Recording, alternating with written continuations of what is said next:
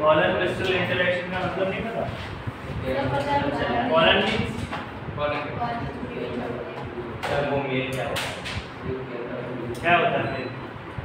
तो कैलकुलेट करने से शुरू होगी बात। जब पॉलन ग्रेन स्टिग्मा के सरफेस पे आता है तो मैंने तुम्हें पढ़ाया था कि स्टिग्मा पॉलन ग्रेन को एक्सेप्ट करने के लिए कुछ इंडिकेशंस देता है, कुछ संकेत देता है। उसी संकेत को हम कहते हैं पॉलन क्रिस्टल इंटरेक्शन। क्लियर?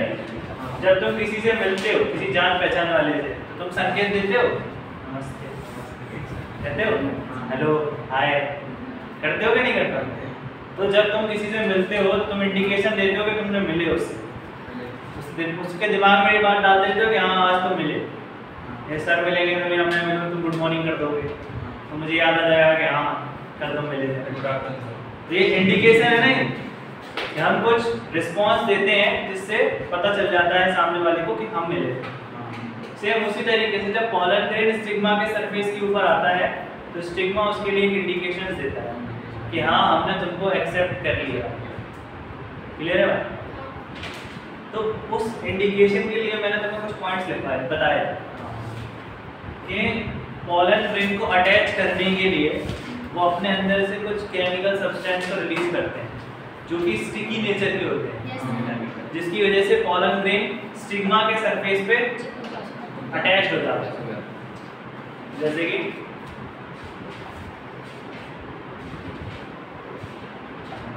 ये हमारा पिस्टल है, हमारे इस पिस्टल के ऊपर ये पॉलन ग्रेन आके बैठे हैं। क्लियर? तो जब पॉलन ग्रेन आएगा इसके यहाँ पर, तो अगर ये परफेक्ट पॉलन ग्रेन है, वही पॉलन ग्रेन है जिसके इसको इंतजार था, तो ये अपने अंदर से एक सुगरी सब्सटेंस, एक केमिकल को रिलीज करता है जो कि स्टिकी नेचर का होता है। कैसा होता है? स्टिकी नेचर का। इसी इंटरेक्शन को कहते हैं हम पॉलन क्रिस्टल इंटरेक्शन। क्लियर?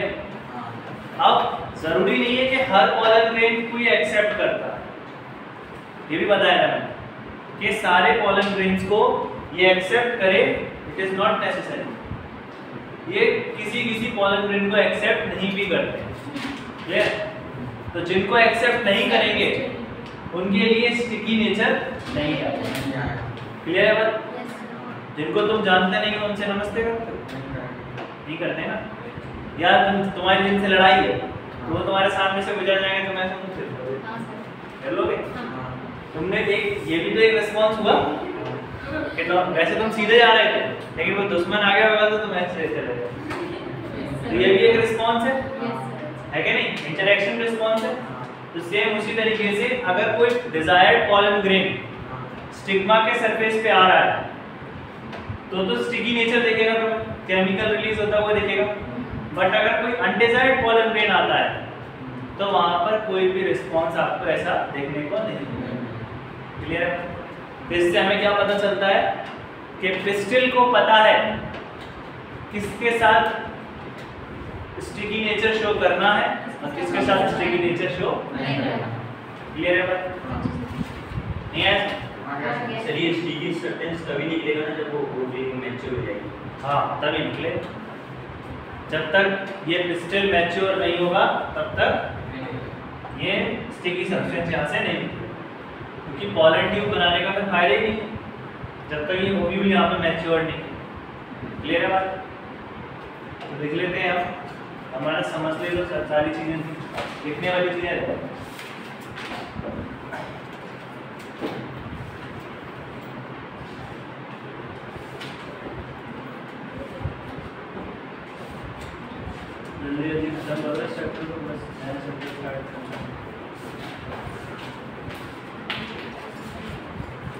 लिखना, it is mediated by chemical components. It is mediated by हाँ पॉलन क्रिस्टल इंटरेक्शन जो स्टार्ट होता है, it is mediated by chemical components. Mediated by chemical components of pollen grain of pollen grain, those with interacting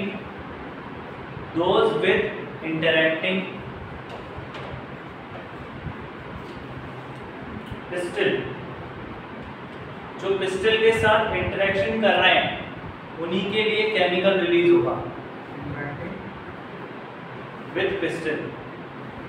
मतलब जो pollen grain इस surface पे आएंगे उन्हीं के लिए तो स्टिकी सरफेस बनेगा। जो यहाँ पे बगल में निकल गए आगे बढ़ गए टच करके नीचे गिर गए, नहीं, सरफेस पे आपको बैठना पड़ेगा तभी आपके लिए स्टिकी नेचर यहाँ पे शो किया जाएगा। आगे देखो,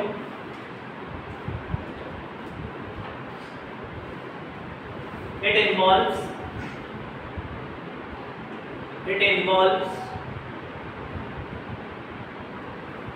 events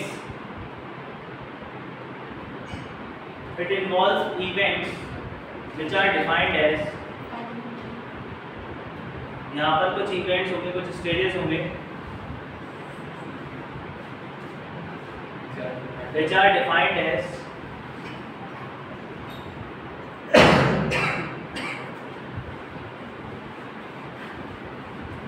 फर्स्ट इवेंट लिखना compatible pollination, compatible pollination,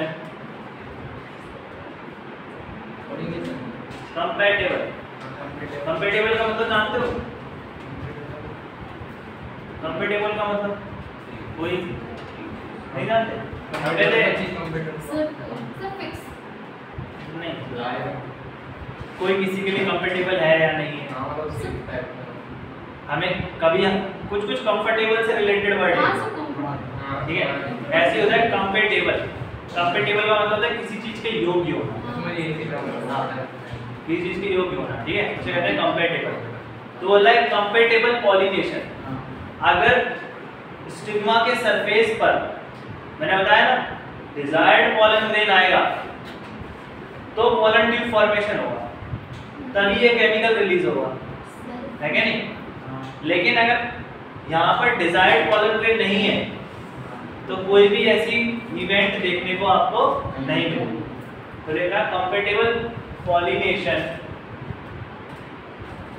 common लगा लिखना, दैट इज कंफर्टेबल पॉलिनेशन का मतलब है that is pollen grain germinates, pollen grain किसको germinate करता है? pollen tube, ठीक है, that is pollen grain germinates on the stigma। कहाँ पर germinate करता है? stigma tube, on the stigma to produce a pollen tube, ताकि क्या बनाए? To produce a pollen tube। कहाँ से बनता है pollen tube? To produce a pollen tube from a germ,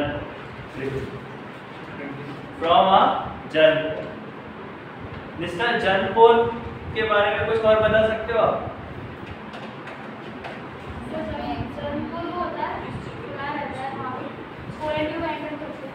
pollen tube enter, वहां से पोलन ट्यूब फॉर्मेशन होता है और जर्मपोर के ऊपर स्पोरोपोलिनेशन नहीं होती है। ये बहुत इंपॉर्टेंट पॉइंट है। जर्मपोर एक ऐसा पॉइंट होता है जहां पर स्पोरोपोलिनेशन एब्सेंट होता है, ठीक है? आइए समझ। नेक्स्ट पॉइंट क्या होता है? स्पोरोपोलिनेशन नाम की लेयर पढ़ाई थी मैंने पॉलन ग्रेन में, तो वो जर्मपोर के जगह ऊपर कवरिंग में नहीं होता है। क्या? हाँ, एक एक्साइन होती है और एक एंटाइन होती है। देखो जैसे ये पॉलन ग्रेन है तो इस पॉलन ग्रेन के ऊपर चारों तरफ मैंने बताया था एक स्पोरोपोलिन नाम की लेयर होती है, लेकिन किसी पॉइंट पर ये नहीं प्रेजेंट होती। तो जिस पॉइंट पर पोलन स्पोरोपोलन प्रेजेंट नहीं है उन पॉइंट्स को हम नाम देते हैं जर्म कोर। क्या नाम दे रहे हैं? जर्म का ये जर्म वर्ड है ना, इसको इसीलिए लिखा गया है क्योंकि यहाँ से पोलन ट्यूब का जर्मिनेशन होता है, इसीलिए इसको जर्म नाम दिया है, जर्म। क्लियर है बात? नहीं तो हम इसे सिर्फ पोर ही कहते हैं बस। आएगा समझ? किसी भी छेद को पोर्स ही तो कहते हैं। छेद जो होते हैं छोटे छोटे होल्स उन्हें हम पोर्स ही तो कहते हैं, small hole like structures pores कहते हैं। तो वैसे ही ये भी पोर्स है, लेकिन यहाँ से पोलन ट्यूब का जर्मिनेशन हो रहा है इसीलिए जर्म पोर्स है। क्लियर? याद रखना इनके ऊपर स्पोरोपोलन नहीं होता है। नेक्स्ट पॉइंट में लिखेंगे the pollen tube grows, the pollen tube grows. यहाँ से पोलन ट्यूब आगे बढ़ता है। The pollen tube grows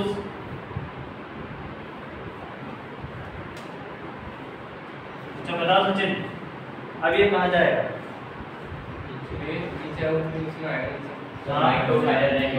micropylar and. बताओ मोनिका कौन से गाइड कर रहा है? हाँ, फिलिफॉर्म अपैरेटस। फिलिफॉर्म अपैरेटस इसको गाइड कर रहा है। ठीक है, कहाँ पे होते हैं? सिनर्जेट्स के नीचे होते हैं। ठीक है, यहाँ से वो एंट्री लेता है एम्ब्रियो से। क्लियर है कि नहीं? तो लिखना the pollen tube grows and reach the ovary, and reach the ovary. Pollen tube grow होता है और ओवरी तक पहुंचता है। Reach the ovary, enters the ovule, ovule के अंदर जाता है। एंटर्स द ओव्यूल, कौन से एंड से? रो micropylar and, row micropylar and कहाँ से जाता है? माइक्रोपाइलर एंड से जाता है। रो micropylar and.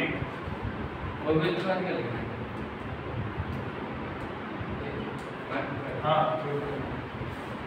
enters into ovule through micropylar end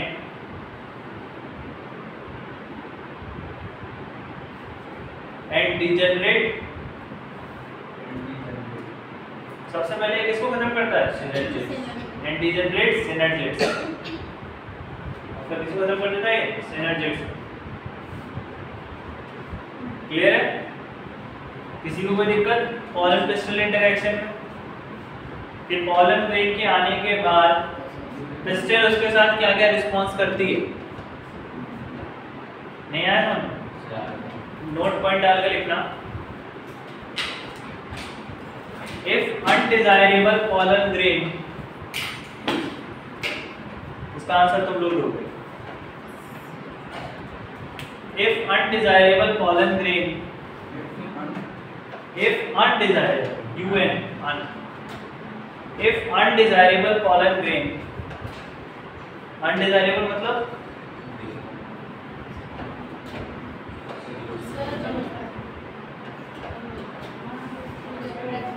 undesirable का हिंदी नहीं पता?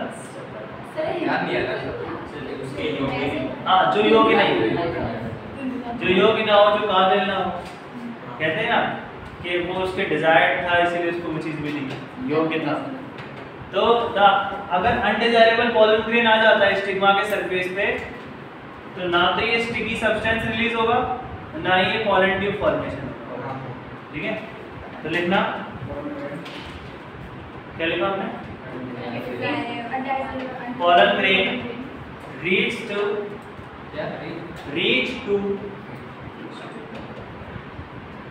to the surface of stigma। Stigma के सरफेस पे ऐसे ही पहुंचेगा undesirable pollen grain.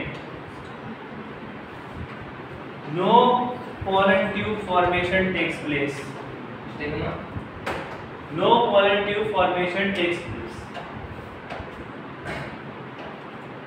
Hence pollen grain is rejected। अगर पोलन ट्यूब नहीं बन रहा है तो इसका मतलब है कि पोलन ग्रेन को रिजेक्ट कर दिया गया। आएगा समझ में? क्लियर हुआ कि नहीं हुआ? Non pollen formation takes place, formation नहीं हुआ। हाँ, hence pollen grain is rejected. ऐसे पॉलन ग्रेन को हम रिजेक्टेड पॉलन ग्रेन्स कहेंगे। Hence pollen grain is rejected. Clear है बात? स्टॉप, समझ आया? नेक्स्ट स्टडी बनाओ, डबल फर्टिलाइजेशन। अब ये पढ़ तो लिया हमने डबल फर्टिलाइजेशन भी, पढ़ा है कि नहीं पढ़ा है? डबल फर्टिलाइजेशन बस लिखा नहीं, डबल फर्टिलाइजेशन। अच्छा मुझे बताओ, एम्ब्रियो सेक किसको याद है? एम्ब्रियो सेक,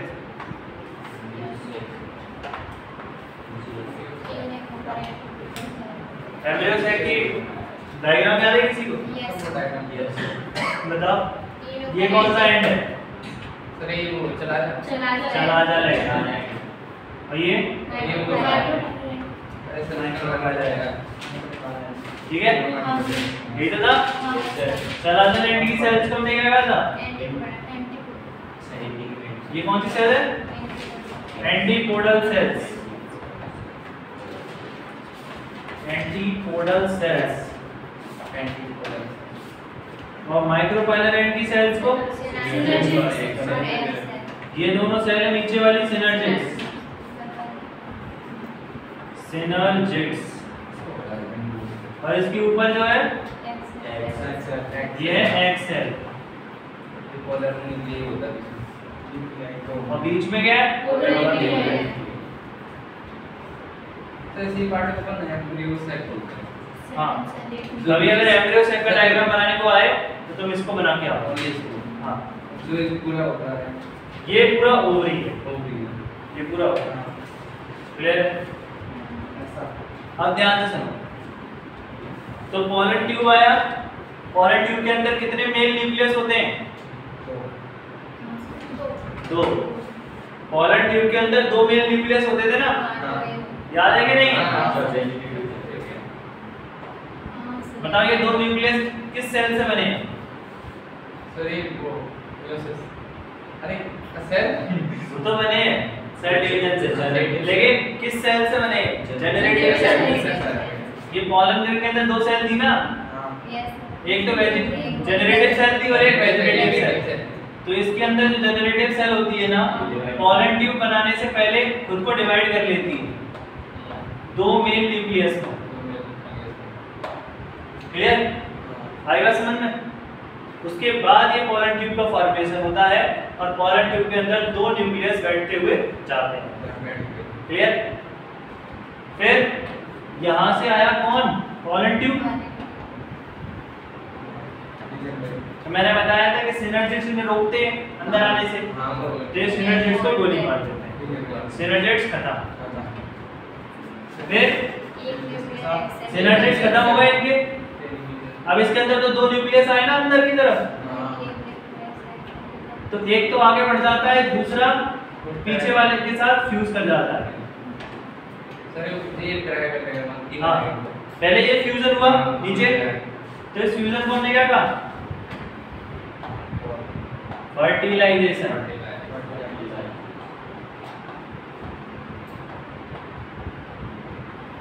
क्योंकि यहीं से तो जायगोट बनेगा। ये फीमेल पार्ट है, मेल पार्ट है, इन दोनों के कॉम्बिनेशन से क्या बना? जायगोट। और ये जो एक्स्ट्रा मेल न्यूक्लियस है, ये कहाँ पे फ्यूज होगा? पोलर न्यूक्लियस पे। तो यहाँ से देख लो, ये दो न्यूक्लियस है,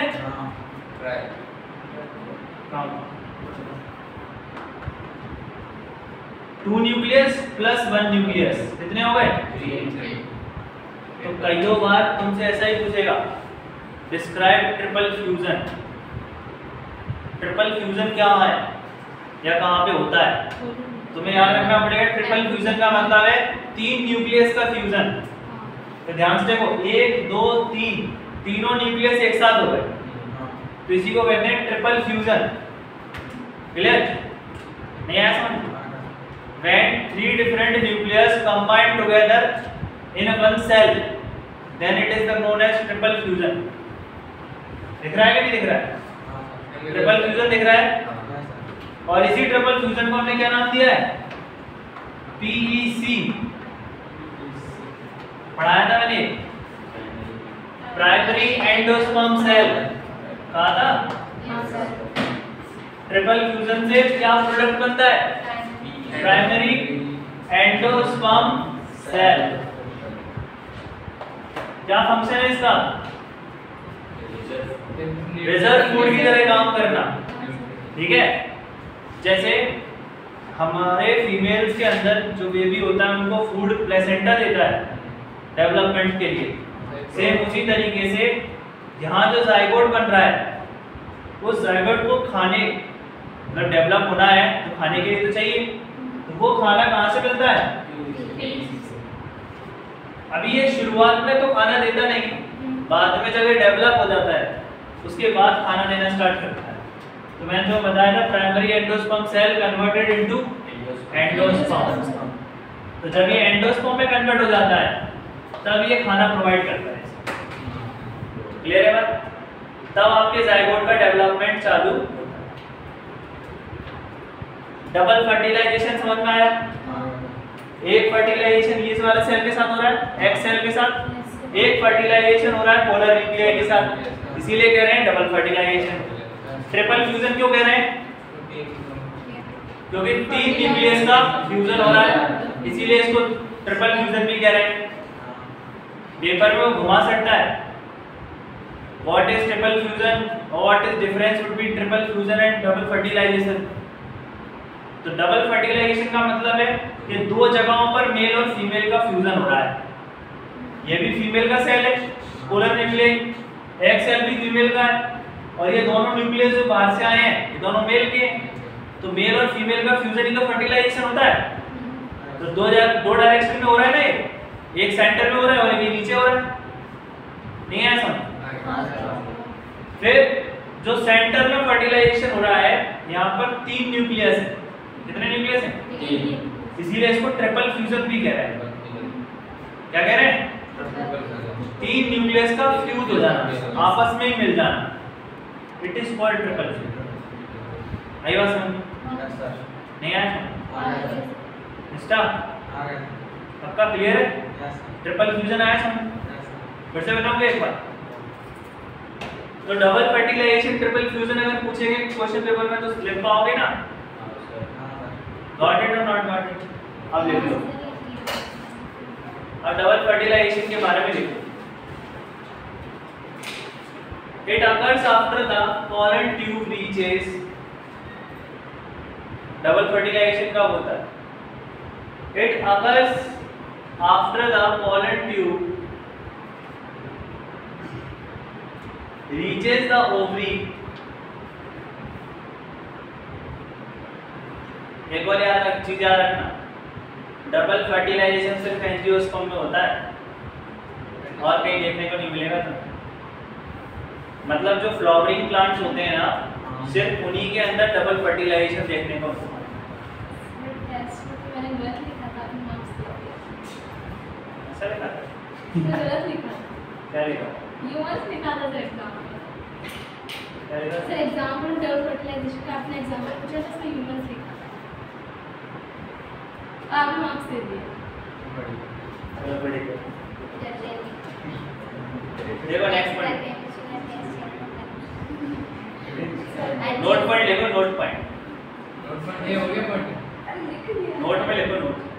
सर ये हो गया पॉइंट। हाँ इसीलिए नोट पॉइंट लिखो। Double fertilization is the characteristic feature of, ऐसे मार्क्स मिल जाया करें तो सिर्फ अपने तक ही रखा, नहीं फिर अब तुम्हारी कॉपी 10 लोग चेक करेंगे, चेक मुझे भी लगे थे। ठीक है सर मुझे भी ले जाओ। कभी कभी क्या है जल्दी जल्दी में हो जाता है, कॉपी अच्छी लगती है तो हो जाता है। वैसे भी एक आध 2 मार्क्स में एक्स्ट्रा देता ही हूँ सभी को, सभी को। केमिस्ट्री में केमिस्ट्री में तो मिल जाएंगे, तो रीटेस्ट है हमारा तो सर सब। रीटेस्ट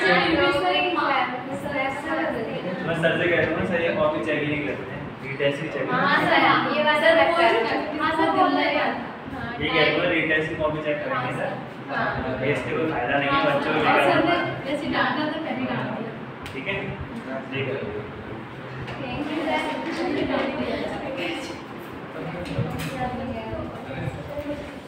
लिखो लिखो। क्या नहीं। Double fertilization is the characteristic feature of characteristic feature का मतलब होता है कि जिससे पहचान में आए, ठीक है।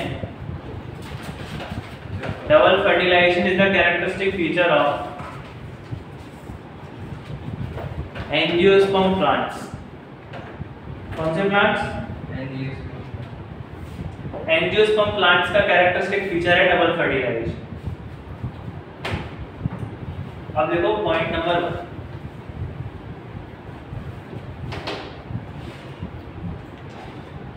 तो देखो पॉलन पिस्टल इंटरेक्शन में आपका पॉलन ट्यूब ओव्यूल तक पहुंच चुका था, फिलीफोम एपैरेटस से यहाँ तक एंट्री ले चुका था ना। अब उसके आगे की कहानी क्या है उसमें लिखना। द पॉलन ट्यूब 14 क्वेश्चन में करना। 14 क्वेश्चन में कौन सा वर्क कर? 14 क्वेश्चन लेबलिंग गलत था क्या? नहीं, वो आपने सर वो ओवरी वाला से जो 10 ओवरी है ऐसे वहां होता है वर्ड लिख के और सर वो डायग्राम वाले से बताएगा। Even though each pollen grain has 2 male gametes, why are at least 10 pollen grains and not 5 pollen grains required to fertilize 10 ovules present in a particular carpel? ये तो वही है ना? Yes sir. कैसा? तुम्हारे पास एक pollen grain के पास 2 mail nucleus होते हैं ना, हां तो उसी के बेसिस पे सर क्या 5 के पास 10 सर न्यूक्लियस बता होते दो, हैं। समझ में नहीं आ रहा। अरे एक pollen grain के पास 2 न्यूक्लियस है क्या नहीं? तो 5 pollen grain के पास 10 न्यूक्लियस ऑटोमेटिकली है। हां 10 के पास तो 20 हो जाएंगे ना, इसीलिए 5 pollen grain सफिशिएंट है 10 ओव्यूल को फ्यूज करने में। नहीं है सर? हां सर वो ऊपर वाले में वो ये चीज अभी आएगी, आएगी सर ये क्या पोस्ट फर्टिलाइजेशन इवेंट में आएगा। उसके नंबर तो मैंने दिए भी नहीं, वो तो समझ नहीं आ रहा सिंपल ही है। आगे देखो आप, pollen tube releases 2 male gametes into the cytoplasma of a क्या the pollen tube release 2 male gametes। pollen tube क्या करता है? यहाँ पर अपने दोनों मेल गैमेट्स को रिलीज कर देता है। The pollen tube releases 2 male gametes into the cytoplasma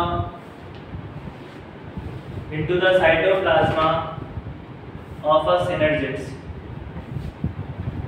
synergid फूट जाते हैं तो उनके साइटोप्लाज्मा में ये अपने मेल गैमेट्स रिलीज कर देते हैं ऑफ synergids। तो दोनों में से एक न्यूक्लियस किसके साथ फ्यूज करेगा? एक सेल के साथ, एंड दूसरा न्यूक्लियस। तो नेक्स्ट पॉइंट में लिखेंगे one of the male gamete fuse with, इसके बाद की स्टेप है one of the male gamete fuse with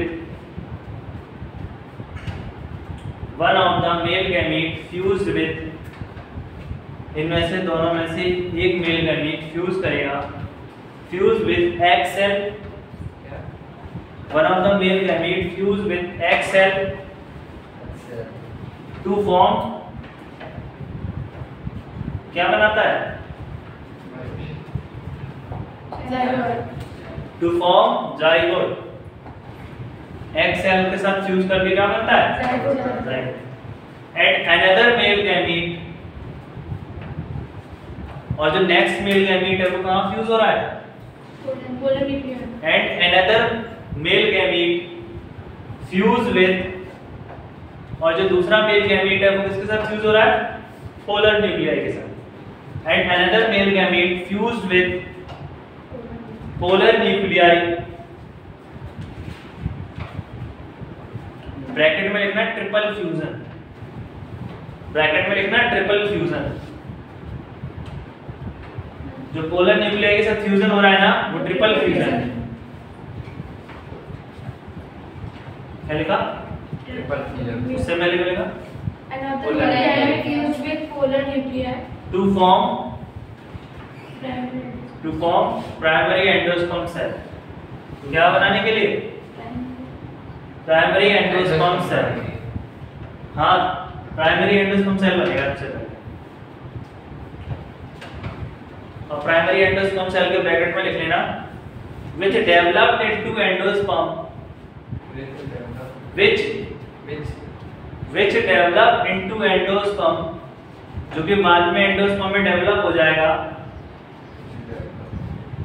which develop into endosperm and provide nourishment to, क्या प्रोवाइड करेगा ये? पोलन ग्रेन को नरिशमेंट कौन देता है?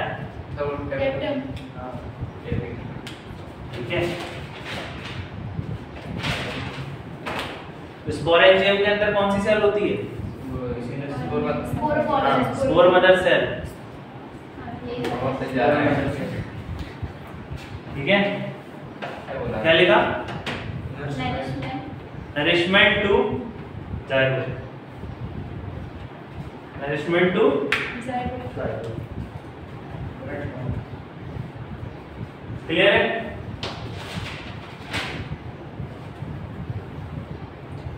नोट लिखो।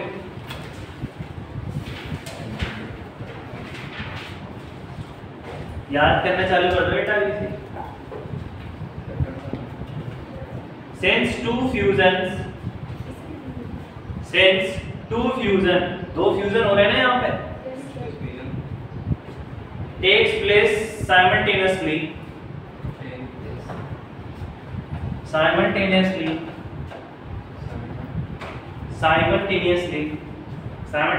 का मतलब होता है एक साथ।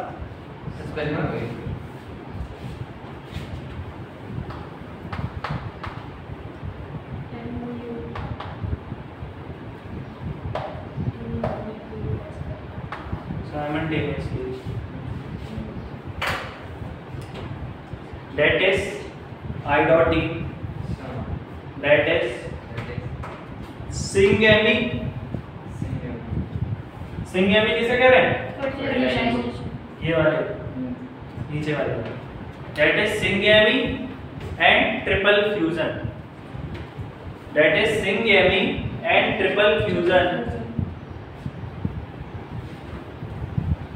occurs in a embryo sac, किसके अंदर हो रहे हैं? in a embryo sac, occurs in a embryo sac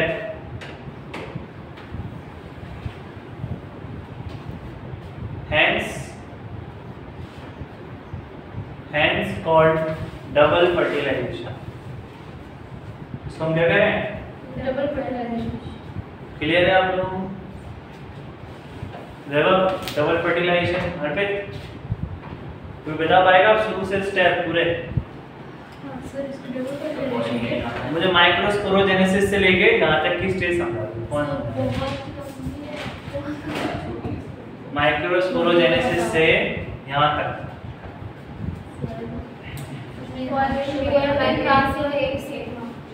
सबसे पहले क्या हुआ? सबसे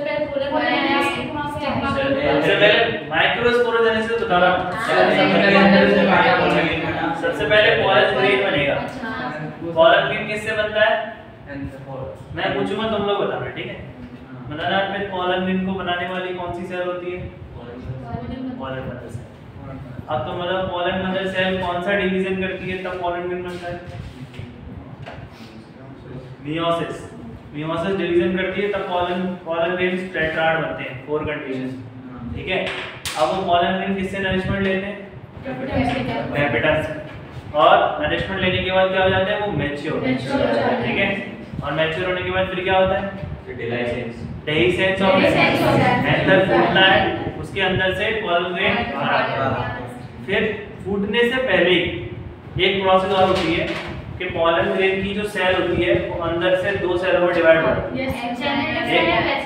जनरेटिव सेल और 60% केस में 2 सेल में होता है और 40% केस में 3 सेल स्टेज। फिर जनरेटिव सेल अंदर ही अंदर डिवाइड हो जाती है।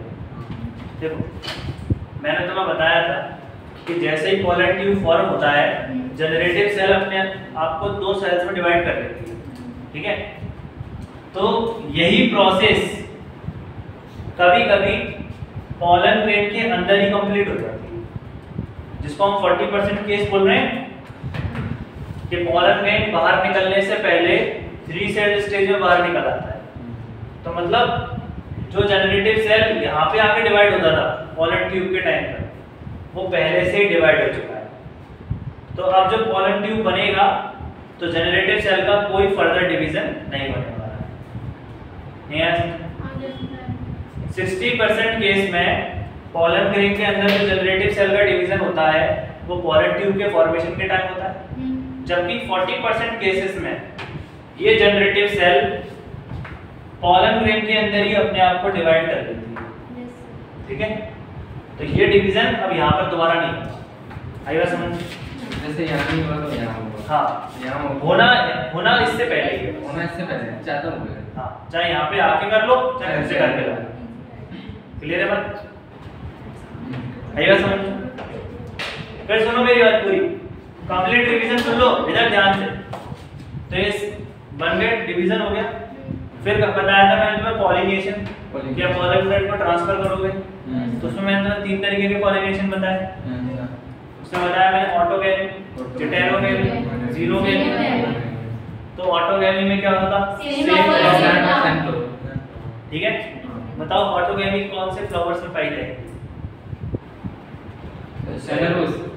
एक वर्ड में क्या है? देखो कभी कभी बाइसेक्सुअल फ्लावर को एक और नाम से पुकारते हैं हर्माफ्रोडाइट। इसको लिख लो भाई, हर्माफ्रोडाइट। कभी कभी पता है ऑप्शन में वो बाइसेक्सुअल लिखने के बजाय हर्माफ्रोडाइट लिख देगा, तो इसका मतलब भी बाइसेक्सुअल ही होता है, ठीक है। Hermaphrodite means also a bisexual, ये बाइसेक्सुअलिटी की कंडीशन है।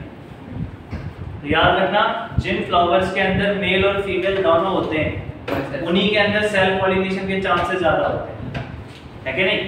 अब जिनके पास मेल और फीमेल है ही नहीं, सिर्फ एक मेल है या एक फीमेल है, तो वो तो कभी सेल्फ पॉलिनेशन कर ही नहीं सकते ना, उन्हें क्रॉस पॉलिनेशन ही करना पड़ेगा।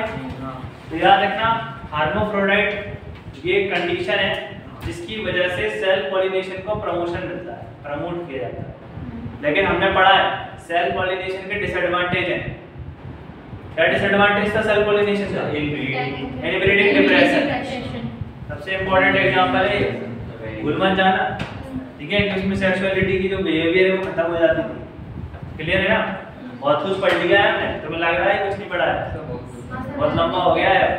अब इस गैप को कवर करने के लिए तुम ज़्यादा से ज़्यादा पढ़ना चालू कर दो, नहीं सब भूल जाओगे। तो कहाँ तक आ गए हम? पॉलिनेशन पे आ गए। जिटेनोगेमी में क्या होता था? सेम फ्लावर के same plant, same plant different flower. एक ही प्लांट में अलग अलग फ्लावर के बीच में जब पॉलिनेशन होता था जिटेनोगेमी कहते हैं। अब जीनोगेमी मींस क्रॉस पॉलिनेशन। हाँ, प्लांट भी डिफरेंट था, फ्लावर भी डिफरेंट। फिर हमने बताया पॉलिनेटिंग एजेंट्स, कि पॉलिनेशन को कराने के लिए कुछ एजेंट्स का इस्तेमाल किया जाता है। तो मैंने बताया वाटर, कुछ 2 टाइप के बताए, biotic, abiotic. Biotic means living, abiotic means non living. तो ये नॉन लिविंग में हमने पढ़े वाटर, वाटर से जो पॉलिनेटेड होते थे उनके एग्जांपल थे वेलिस्नेरिया, हाइड्रेला। इनके एग्जांपल कई बार पूछे हैं कि बताओ वाटर पॉलिनेटेड फ्लावर्स के एग्जांपल, तो लिखना पड़ेगा हाइड्रेला, वेलिस्नेरिया। तो हमें बताना पड़ेगा कि इनके पास क्या एडेप्टेशंस होती थी। तो मैंने बताया था तुमको कि जो वाटर से पॉलिनेशन करते हैं उनका फीमेल रिप्रोडक्टिव पार्ट वाटर के सरफेस से ऊपर रहता है, हमेशा ऊपर रहता है, ताकि जब मेल आए तो वो ऊपर से ही कैप्चर कर ले, ठीक है। क्योंकि जो मेल पॉलन ग्रेन्स होते हैं वो पानी के अंदर नहीं जा सकते, क्योंकि उनके ऊपर म्यूसिलेजिनस की कवरिंग होती है, जिस वजह से वो वाटर इम्परविएंट होते हैं, ताकि पानी उनको अपने अंदर सोख नहीं कर पाता। क्लियर है बात? इसीलिए जो ओवरी होती है ना उसको थोड़ा सा ऊपर रहना पड़ता है। वो लेयर किसकी होती है? म्यूसिलेजिनस। ये क्वेश्चन पेपर में भी आया है, मैंने पेपर में भी दिया था। क्लियर? आइए समझ में। तो कहाँ तक पहुँच गए हम? Water pollinated flowers. फिर वाटर पॉलिनेटेड फ्लावर्स को हम हाइड्रोफिली भी कहते हैं इस कंडीशन को। एयर से पॉलिनेशन एनिमोफिली कहते थे, इंसेक्ट से एंटमोफिली कहते थे, बैट से हाँ चर्नोटोफिली ऐसा नाम पड़े। ठीक है, इसको याद कर लो जो भी है चर्नोटोफिली जो भी कहीं पूछ लिया तो सर एक करो एक प्रॉब्लम है। ठीक है, बर्ड से होता तो ऑर्निथोफिली कहते थे हम। क्लियर? तो ये डिफरेंट जो नाम है उनको याद रखो अपने पास। ठीक है, फिर मैंने तुम्हें बताया था कि कुछ बायोटिक जो इंसेक्ट होते हैं वो फ्लावर के साथ म्यूचुअलिज्म रिलेशनशिप में भी होते हैं। यूका एंड अमॉर्फोफेलस मींस दोनों एक दूसरे के फायदे के लिए एक दूसरे की मदद करते हैं। इसमें एग्जांपल है यूका एंड अमॉर्फोफेलस। फिर क्या था उसमें कि जो यूका नाम का प्लांट था उसमें अमॉर्फोफेलस नाम का जो मॉथ था वो अपने एग उसके ब्रॉक्यूल में रख के चला जाता था और इसी बहाने उसके विंग से या उसके पैरों से पॉलिनेशन हो जाता था। तो दोनों एक दूसरे के ऊपर डिपेंडेंट है, उनकी लाइफ साइकिल एक दूसरे के बिना अधूरी है। क्लियर? फिर मैंने तुम्हें पढ़ाया था कि क्रॉस पॉलिनेशन को प्रमोट करने के लिए हमने कुछ मेथड अपनाए, जैसे चेस्मोगैमस फ्लावर, ठीक है, इमैस्कुलेशन टेक्निक, बैगिंग टेक्निक, ये सारी टेक्निक्स थी जिनको हमने क्रॉस पॉलिनेशन को प्रमोट करने के लिए यूज किया। क्रॉस पॉलिनेशन जरूरी है, बहुत जरूरी है, क्योंकि इसमें वेरिएशंस आते हैं, बदलाव आते हैं, और बदलाव आते हैं तो बदलाव आने से हम एनवायरनमेंट के चेंजेस को झेल सकते हैं, प्लांट्स भी चल सकते हैं। फिर हमने पढ़ा था आउटब्रीडिंग डिवाइसेस। आउटब्रीडिंग डिवाइसेस उन्हीं डिवाइसेस को कहा था हमने जो प्रमोट करती हैं क्रॉस पॉलिनेशन। तो कौन कौन से आउटब्रीडिंग डिवाइसेस? सबसे पहले डाइकोगैमी। डाइकोगैमी का मतलब क्या था? मेल और फीमेल हाँ, male reproductive part and female reproductive part दोनों डिफरेंट टाइम पे ग्रो करेंगे। फिर हमने पढ़ा था क्या? Self sterility. सेल्फ स्टेरिलिटी क्या होता है? सेल्फ स्टेरिलिटी कहाँ खोए हो? आगे बैठा करो, आगे। अरे पीछे तुम नींद में सो जाते हो, इधर बैठो। इधर आओ, आगे आ जाओ। सेल्फ स्टेरिलिटी इस वाली पे आओ, सचिन के बगल में। पीछे टिक जाते हो तुम सो जाते हो। सेल्फ स्टेरिलिटी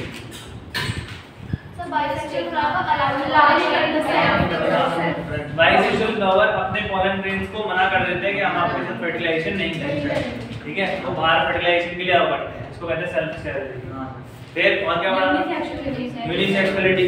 अगर फ्लावर में एक ही पेरेंट प्रेजेंट होगा तो कभी भी सेल्फ पॉलिनेशन नहीं हो पाएगा। और चेस्मोगैमस फ्लावर हमेशा ओपन रहना चाहिए, तो कोई भी पॉलन ग्रेन अटैक कर सकता है। फिर प्रोटोएंट्री मींस मेल पार्ट जल्दी डेवलप हो जाए, फीमेल पार्ट डेवलप नहीं हो पाए। प्रोटोकाइनिक फीमेल पार्ट का जल्दी डेवलपमेंट, मेल पार्ट का डेवलपमेंट। क्लियर है बात? तो ये सारे आउटब्रीडिंग डिवाइसेस थे। फिर हम चले कहां? पॉलन क्रिस्टल इंटरेक्शन पे। ये पॉलन ग्रेन जब आता है स्टिग्मा के ऊपर तो स्टिग्मा उसके लिए क्या क्या रिस्पांस क्रिएट करती है? तो सबसे पहले तो स्टिगी सब्सटेंस रिलीज करती है ताकि पॉलन ग्रेन अटैच हो जाए। कंडीशन ये है कि पॉलन ग्रेन डिजायरेबल होना चाहिए, जो पॉलन ग्रेन चाहिए वही पॉलन ग्रेन होना चाहिए, कोई फालतू का पॉलन ग्रेन नहीं आना चाहिए, तभी ये स्टिगी सब्सटेंस रिलीज होता है। और इसके रिलीज होने के बाद जर्म पोर से पॉलन ट्यूब का बाहर निकलता है। पॉलन ट्यूब के अंदर दो मेन न्यूक्लियस होते हैं जो कहां तक पहुंचते हैं? ओव्यूल तक। उनको गाइड करता है फिलीफॉर्म अपैरेटस। ठीक है, आई बात समझ में? कहां से एंट्री लेते हैं? माइक्रोफिलामेंट से। क्लियर?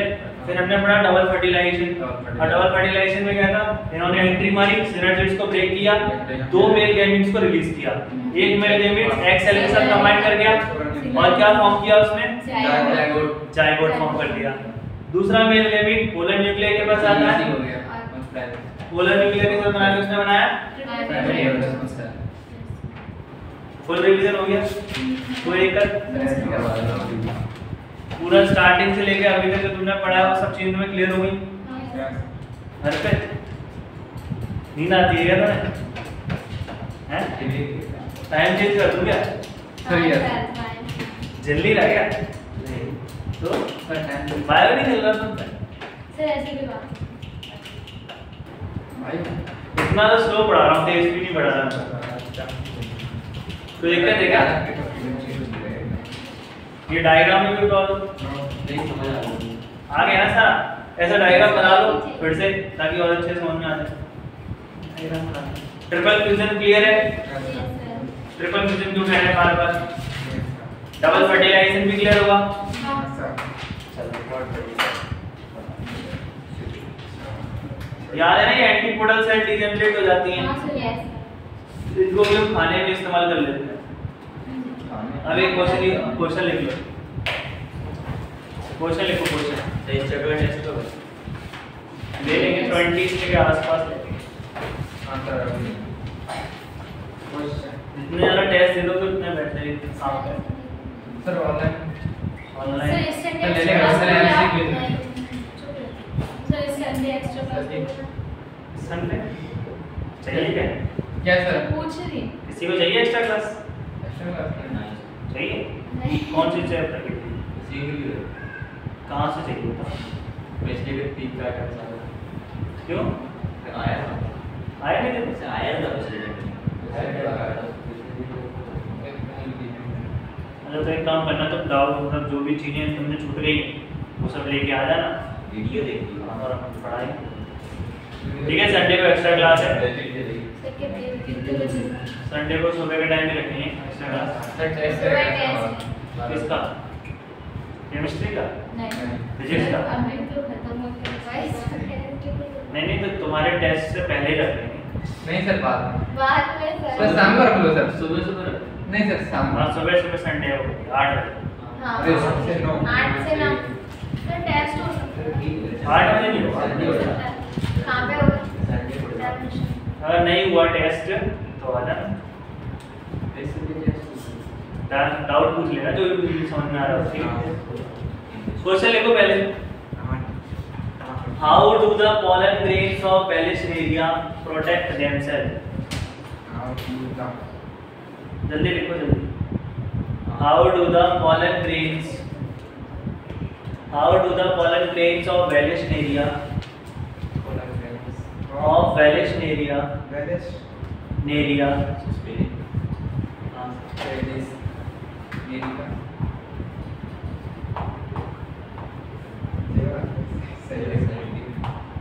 ये के बाद क्या डबल एल Vallisneria क्या चला Vallisneria. How do the pollen grain of Vallisneria protect themselves?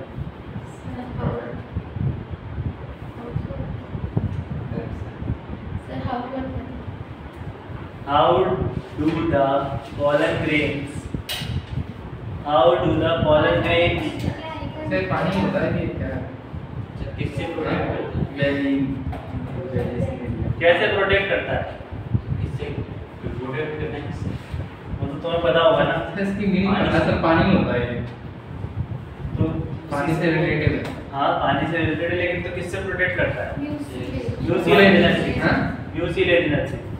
जो बोलेंगे आप बोलते हैं तो ये अपने pollen grain को तुम्हें पता होना चाहिए कि Vallisneria एक वाटर पॉलिनेटेड फ्लावर है, ठीक है? तो इसे खतरा किससे है? पानी से है। तो ये पानी से प्रोटेक्शन के लिए अपने pollen grain के ऊपर यूसी लेविनस शेप की कवरिंग को रखता है। तो आंसर लिख लो इसका। As we know, Vallisneria is water pollinated flower. As we know, जैसा कि हमें पता है, Vallisneria is water pollinated flower. Vallisneria जो है वो water pollinated flower है. So its pollen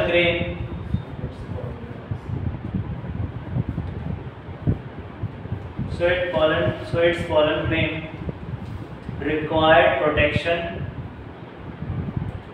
So its pollen grain required protection from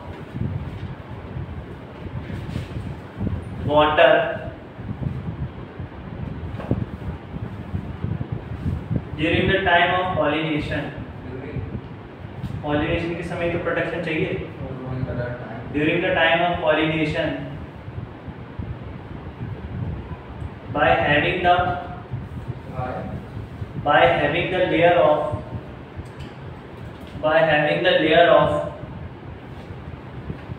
किसकी लेयर होती है?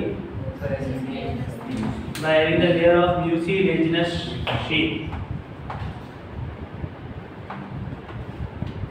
ब्रैकेट में लिख लेना which is impermeable for water, which is impermeable for water, जो पानी के लिए impermeable, which is impermeable for water. इस तरीके से भी क्वेश्चन पूछा गया है।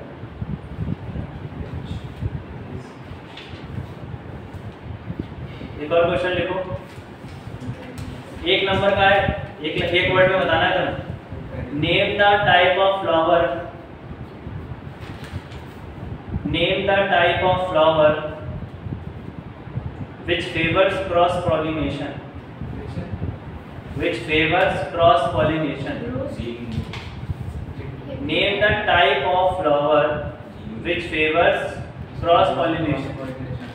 ऐसे कौन से फ्लावर्स हैं जो क्रॉस पॉलिनेशन को फेवर करते हैं? जीरो नहीं sir, cross over sir example बता, टाइप बताना है। तो जीरो में तो पॉलिनेशन का टाइप, तो पूछ रहा है फ्लावर का type. Name the type of flower, name the type of flower which favours cross pollination. Unisexual flower, ठीक है। बाइसेक्सुअल फेवर करेगा सेल्फ पॉलिनेशन को, और यूनिसेक्सुअल फ्लावर करेगा क्रॉस पॉलिनेशन। क्वेश्चन ये है, name the type of flower, ऐसा कौन सा फ्लावर है विच फेवर्स क्रॉस पॉलिनेशन, जिसको क्रॉस पॉलिनेशन ही करना पसंद है, यूनिसेक्सुअल फ्लावर।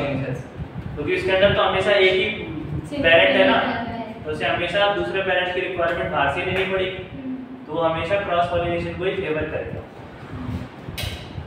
और क्वेश्चन लिख लो,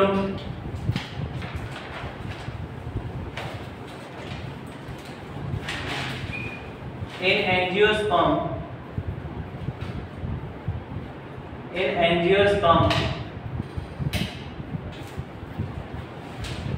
देखो ये जो क्वेश्चन लिखा रहा हूँ ना, इन्हीं में से पेपर में आ सकते हैं, मैं जो दूँ और तुम्हारे बोर्ड में। In angiosperms, zygote is diploid. In angiosperm, zygote is diploid while primary endosperm cell is triploid. While primary endosperm cell is triploid. Triploid मतलब तीन क्रोमोसोम प्लॉइड। एक्सप्लेन, क्या करोगे एक्सप्लेन?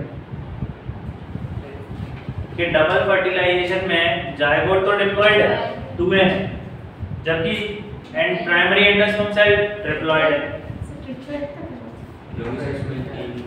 हाँ, तो तुम्हें बताना पड़ेगा because zygote is the fusion of 2 homologous gametes, whereas primary endosperm cell is a fusion of 3 homologous gametes. Means यहाँ पे 3 डिफरेंट न्यूक्लियस का फ्यूजन हो रहा है, इसीलिए इसकी प्लॉइडी 3 है, और यहाँ पे सिर्फ 2 न्यूक्लियस का फ्यूजन हो रहा है, इसीलिए इसकी प्लॉइडी 2 है। क्लियर है कि नहीं? सर इसमें मेल और फीमेल एक जैसे दिखते हैं? किसमें? मेल और फीमेल डिफरेंट ही रहेंगे, साइज मैटर करेगा। मेल हमेशा छोटे साइज का होता है, फीमेल का साइज बड़ा होता है। सर जो होमो बोला है मतलब सेम है ना न्यूक्लियस का नंबर n और n, इसीलिए बोल रहा हूं। ये जो n है ना, इसीलिए बोल रहा है। तो ध्यान से सुन लो इस क्वेश्चन का आंसर कि इन डबल फर्टिलाइजेशन, तो जो जायगोट फॉर्मेशन होगा ना, in zygote formation only 2 nucleus fusion take place, सिर्फ 2 ही न्यूक्लियस का फ्यूजन हो रहा है, इसीलिए हमने इसको कहा डिप्लॉइड। जबकि प्राइमरी एंडोस्पर्म सेल में 3 न्यूक्लियस का फ्यूजन हो रहा है, इसीलिए इसको कहा हमने ट्रिप्लॉइड। क्लियर है? जितने न्यूक्लियस का फ्यूजन हो रहा है उतनी प्लॉइडी हो जाएगी। नहीं है ऐसा? पक्का? लिख लो आंसर इसका, लिखो। In double fertilization, in double fertilization, zygote is formed by in double fertilization. Zygote is formed by fusion of in double fertilization. Zygote is formed by fusion of किसके फ्यूजन से वो बन रहा है zygote? Fusion of one male gamete and one female gamete. Bracket में लिख लेना haploid. दोनों के दोनों कैसे हैं? हैप्लॉइड. यार मैं हैप्लॉइड बोल रहा था, गलती से होमोलोगस बोल रहा था. हैप्लॉइड बोल रहा था. दोनों के दोनों कैसे हैं? हैप्लॉइड. तो दो हैप्लॉइड सेल ने आपस में फ्यूज किया है. अब ब्रैकेट क्लोज करके लिखना to form diploid zygote. To form diploid zygote, whereas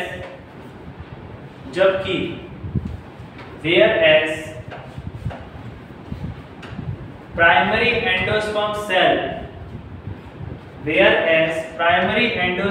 cell या PEC भी लिख सकते हो आप. Cell formed by the fusion of male gamete, bracket में लिख लेना हैप्लॉइड, एंड पोलर न्यूक्लियाई. हाँ, हैप्लॉइड एंड पोलर न्यूक्लियाई. इसमें लिखना ब्रैकेट में which having two nucleus. Polar nuclei के पास दो न्यूक्लियस होते हैं. which having two nucleus. अच्छा, तुम्हारे दिमाग में एक क्वेश्चन आना चाहिए, सर इसको आप हैप्लॉइड कह रहे हो, इसको आपने डिप्लॉइड क्यों नहीं कहा? साइटोप्लाज्म का डिवीजन. हाँ, क्योंकि इसमें साइटोप्लाज्म डिवाइड नहीं है, लेकिन न्यूक्लियस तो डिवाइड है. देखो, डिप्लॉइड हम तब तक नहीं कह सकते जब तक सेल के अंदर 2n नहीं लिखा है. अगर n लिखा है तो इसका मतलब है दोनों न्यूक्लियस अलग अलग है, फ्यूज नहीं है. आई बात समझ में? 2n का मतलब है कि दो न्यूक्लियस आपस में फ्यूज होके एक कॉमन न्यूक्लियस बन चुका है.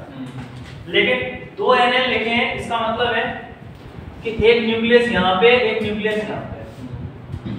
तो इसीलिए मैंने यहाँ पे डिप्लॉइड वर्ड की जगह यूज किया two haploid nucleus. Polar nuclear के ब्रैकेट में लिखा मैंने टू हैप्लॉइड न्यूक्लियस, क्योंकि ये दोनों न्यूक्लियस अभी फ्यूज नहीं है. हाँ, अभी अलग अलग है. बस फ्यूज कब हो जाएंगे? जब ये तीनों आपस में मिल जाएंगे. आएगा समझ? यहाँ 2n होता तो अपन डिप्लॉइड बोलते हैं. हाँ, तो डिप्लॉइड. उसके आगे लिखना क्या लिखा हमने? which have two nucleus. which have two nucleus. Common आगे लिखना hence fusion of these two cells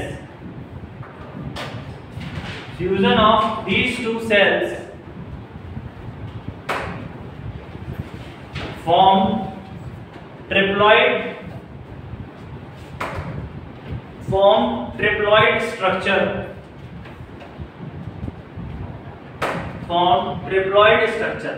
अब ये देखो, ये तीनों फ्यूज हो गए, तीनों न्यूक्लियस एक बन गए, इसीलिए 3n लिखा है. ठीक है? which form triploid structure known as, क्या कह रहे हैं ट्रिप्लॉइड स्ट्रक्चर को? Primary endosperm cell. Primary endosperm cell. Clear है सभी को question?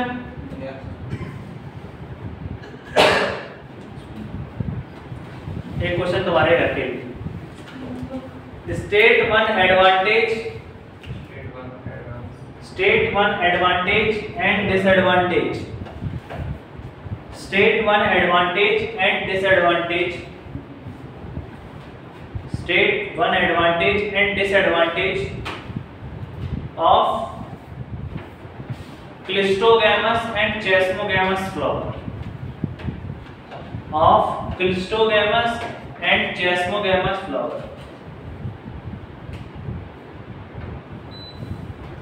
Of Clistogamous and Chasmogamous flower.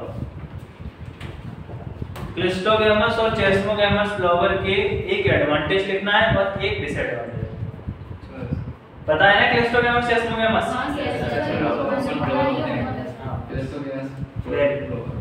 Next topic ठीक है फिर चलो नेक्स्ट लिखो नया टॉपिक पोस्ट फर्टिलाइजेशन। अब फर्टिलाइजेशन तक तो पढ़ लिया हमने, अब फर्टिलाइजेशन के बाद क्या होता है? अब जायगोट डेवलप होगा। देखो नेक्स्ट पोस्ट फर्टिलाइजेशन। अभी तक जायगोट भी मतलब फॉर्मेशन हुआ था। हाँ अब जायगोट डेवलप होगा, बड़ा होगा, सीड बनाएगा, ओवरी फ्रूट बनाएगी, ये चलता रहेगा। इसके बाद चैप्टरों में ऐसे ही है। हाँ अब तो ह्यूमंस का है, इसके बाद तो ह्यूमंस का पढ़ोगे, फिर उनकी बीमारियां पढ़ोगे। 5th चैप्टर में भी यही कुछ है, क्रॉसिंग वगैरह। फिर 6th चैप्टर में डीएनए आरएनए। ये बहुत बड़ा चैप्टर है। बड़ा नहीं है मतलब मैं हर चीज तुम्हें पढ़ा रहा हूँ अच्छे से। सर सीरियस में इससे पहले वाला चैप्टर नहीं है। है। लंबा खींच दिया। तो मैं ज्यादा जल्दी पढ़ा दूंगा तो तुम्हें समझ में नहीं आएगा। नहीं सर सही चल रहा है आपका। धीरे-धीरे हौले-हौले समझ तो रहे हो। नेक्स्ट देखो पोस्ट फर्टिलाइजेशन। अभी भगा दूंगा तो नोट्स देके जो नोट्स खत्म। मेरा कोई मतलब लगाना हो तो जिस दिन मैं नोट्स पकड़ा दूंगा भगा दूंगा चैप्टर। दिक्कत है क्या कृष्णा? तो नोट्स का प्लान कर नहीं सर ठीक है। सर अभी कितना रह गया है? बस ये लास्ट टॉपिक है पोस्ट फर्टिलाइजेशन। चैप्टर खत्म। पूरा नोट्स है इतना नहीं। सर लिखना है सर मुझे। सर नोट्स भी दे दो अरे ये चैप्टर लिखने ही वाले हैं, जो नहीं लिखने वाले हैं उनको तो दे दो। हाँ जो रटने वाले चैप्टर हैं उनके ले लेना, और जिसको इसके भी चाहिए तो उसके लिए पोस्ट फर्टिलाइजेशन में लिखो आगे structures and events. Post fertilization के स्ट्रक्चर्स पढ़ने हैं और इवेंट्स ब्रैकेट में लिख लेना। Post fertilization structure and events.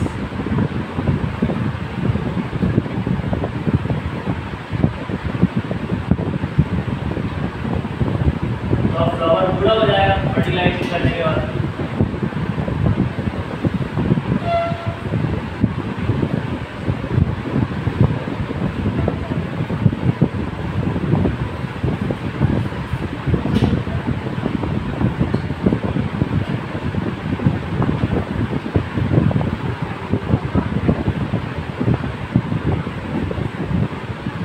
Next उसमें लिखो introduction post fertilisation.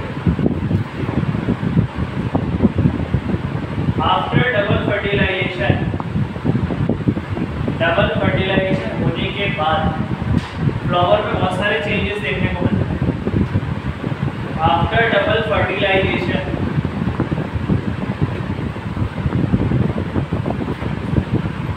Following changes.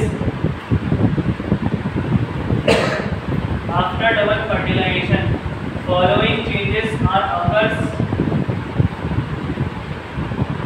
Following changes are occurs in plant.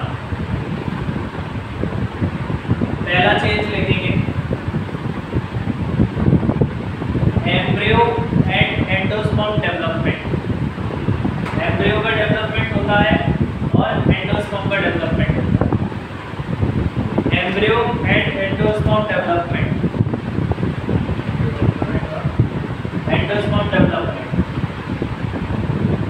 Next पर लिखेंगे मैच्योरेशन ऑफ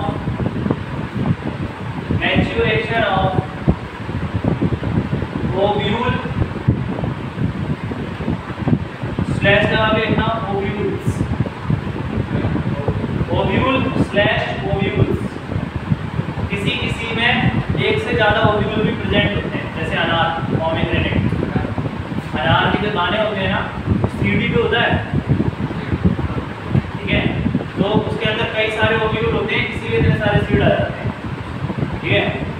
तरबूज, उसमें बहुत सारे सीड होते हैं, देखें ना, इतने सारे बीज होते हैं, तो more than one ovule present होंगे तभी तो इतने सारे सीड है, इसलिए मैंने ओव्यूल लिखा है। Maturation of ovules into seed. Ovule किसमें मैच्योर हो जाते हैं?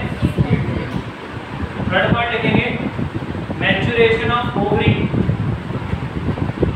मैच्योरेशन ऑफ ओवरी, ओवरी किसमें कन्वर्ट हो जाएगी? Into fruit. Maturation of ovary into fruit.